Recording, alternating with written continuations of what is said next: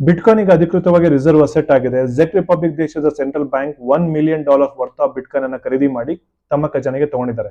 ಇದರ ಬಗ್ಗೆ official statement central bank ಮತ್ತು ಅವರ ಗವರ್ನರ್ ಇಂದ ಕೂಡ ಬಂದಿದೆ.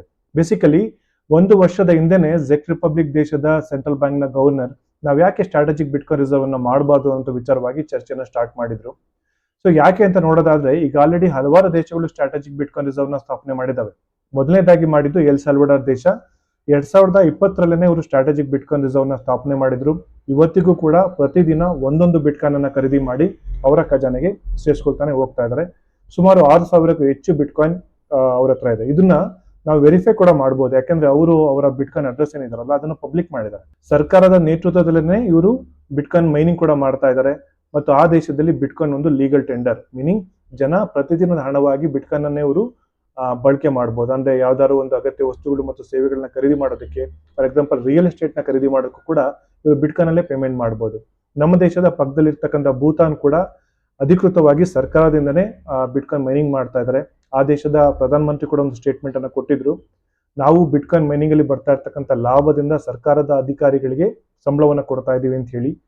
ಟ್ರಂಪ್ ಅವರು ಕೂಡ ಅಧಿಕಾರಕ್ಕೆ ಬಂದ ಮೇಲೆ ಸ್ಟ್ರಾಟಜಿಕ್ ಬಿಟ್ಕಾಯಿನ್ ರಿಸರ್ವ್ ಅನ್ನ ಎಕ್ಸಿಕ್ಯೂಟಿವ್ ಆರ್ಡರ್ ಮುಖಾಂತರ ಜಾರಿ ಮಾಡಿದ್ರು. ಬೇಸಿಕಲಿ ಸಿವಿಲ್ ಮತ್ತು ಕ್ರಿಮಿನಲ್ ಪ್ರಕರಣಗಳಲ್ಲಿ ಜನರ ಬಿಟ್ಕಾಯಿನ್ ಅನ್ನ ಏನು ಕಾನ್ಫಿಸ್ಕೇಟ್ ಮಾಡಲಾಗಿತ್ತಲ್ಲ ಅದನ್ನೇ ಇವರು ಬಳಕೆ ಮಾಡಿ ಸ್ಟ್ರಾಟಜಿಕ್ ಬಿಟ್ಕಾಯಿನ್ ರಿಸರ್ವ್ ಅನ್ನ ಸ್ಥಾಪನೆ ಮಾಡಿದ್ದಾರೆ.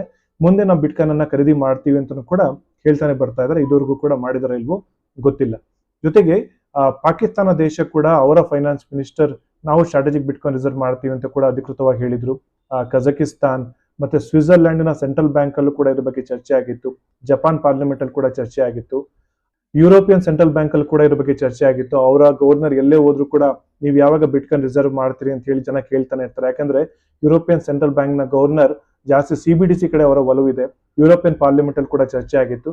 ಜೊತೆಗೆ ನಮ್ಮ ದೇಶದಲ್ಲೂ ಕೂಡ ಬಿಜೆಪಿ ಪಕ್ಷದ ಪ್ರಧಾನ ಕಾರ್ಯದರ್ಶಿಯೊಬ್ಬರು ನಾವು ಕೂಡ ಸ್ಟ್ರಾಟಜಿಕ್ ಬಿಟ್ಕಾಯಿನ್ ರಿಸರ್ವ್ ನ ಮಾಡಬೇಕು ಅನ್ನೋ ವಿಚಾರವಾಗಿ ಒಂದು ಆರ್ಟಿಕಲ್ ನ ಬರೆದಿದ್ದು. ಅದು ಹಲವಾರು ಮಾಧ್ಯಮಗಳು ಕೂಡ ವರದಿ ಆಗಿತ್ತು. ಇದೇ ರೀತಿ ಹಲವಾರು ದೇಶಗಳು ಇದು ಚರ್ಚೆ ಆಗ್ತಾ ಇದೆ. ಕೆಲವರು ಆಲ್ರೆಡಿ ಮಾಡಿದ್ದಾರೆ, ಕೆಲವರು ಮಾಡ್ತಾ ಹೋಗ್ತಾ ಇದ್ದಾರೆ. ಕರ್ನಾಟಕ ಸರ್ಕಾರ ಕೂಡ ಸ್ಟ್ರಾಟಜಿಕ್ ಬಿಟ್ಕಾಯಿನ್ ರಿಸರ್ವ್ ಅನ್ನ ಸ್ಥಾಪನೆ ಮಾಡಬೇಕು. ಸರ್ಕಾರ ಮಾತ್ರ ಅಲ್ಲ, ಜನ ಕೂಡ. ನಾವೆಲ್ಲ ಏನು ಚಿನ್ನ ಖರೀದಿ ಮಾಡಿ ಮನೇಲಿ ಇಟ್ಕೊಳ್ತಾ ಇದೀವಲ್ಲ, ಅದೇ ರೀತಿ ಬಿಟ್ಕಾಯಿನ್ ಅನ್ನು ಕೂಡ ಖರೀದಿ ಮಾಡಿ ನಮ್ಮದೇ ಆದಂತ ಒಂದು ವ್ಯಾಲೆಟ್ ನ ಕ್ರಿಯೇಟ್ ಮಾಡಿ ಒಂದು ಪ್ರೈವೇಟ್ ಕೀ ಮುಖಾಂತರ ಅದನ್ನ ಕಂಟ್ರೋಲ್ ಮಾಡಬೇಕು. ಕಾರಣ ಬಿಟ್ಕಾಯಿನ್ ಅನ್ನುವಂಥದ್ದು ಏನಿದೆಯಲ್ಲ ಇದು ಮನುಷ್ಯನೇ ಕಂಡುಕೊಂಡಿರ್ತಕ್ಕಂಥ ಕೊನೆ ಹಣ. ಚಿನ್ನಕ್ಕಿಂತನೂ ಬೆಟರ್ ಕ್ಯಾರೆಕ್ಟರಿಸ್ಟಿಕ್ಸ್ ಉಳ್ಳಂತ ಹಣ ಯಾವ್ದಾರು ಇದ್ರೆ ಅದು ಬಿಟ್ಕಾಯಿನ್. ಸೊ ಹಾಗಾಗಿ ಈ ಶತಮಾನದ ಹಣ ಮನುಷ್ಯನೇ ಕೊಂಡುಕೊಂಡಂತಹ ಒಂದು ಕೊನೆ ಹಣ ಏನಿದೆಯಲ್ಲ ಇದನ್ನ ನಾವು ಬಳಕೆ ಮಾಡಲೇಬೇಕಾದಂತ ಅನಿವಾರ್ಯ ಪರಿಸ್ಥಿತಿಗೆ ಈ ಒಂದು ಸಮಾಜ ಹೋಗ್ತಾ ಇದೆ.